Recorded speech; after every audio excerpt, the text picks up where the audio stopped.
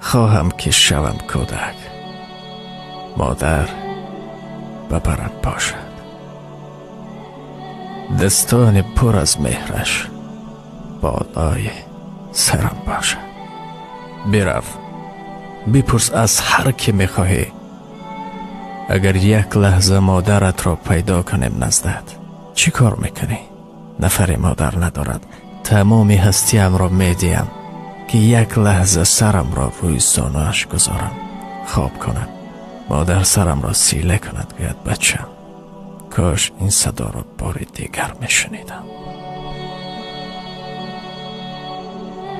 خواهم که شوم کودک، مادر ببرم باشد. دستان پر از مهرش بالای سرم باشد. در کوچه و پس کوچه با کودک همسایه بازی کنم و گردم فتح و ظفرم باشد. یاد دارم مادر فریاد میزد که بچم خانه بیا. با کودک های همسایه بازی میکردم. گریه میکردم که نه، نمیروم، کمی دیگر بازی کنم.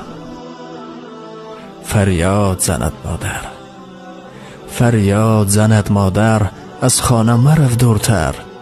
گویم نروم خانه، پس چشم ترم باشد. از لای لبی جویه سازم به خودم خانه. در خانه لاینم بس کر و فرم باشد.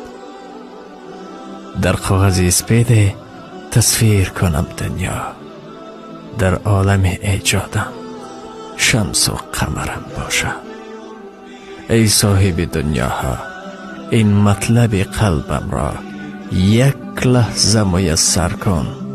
گویم که کرم باشد، مادر ببرم باشد. ای خدا، ای خدا،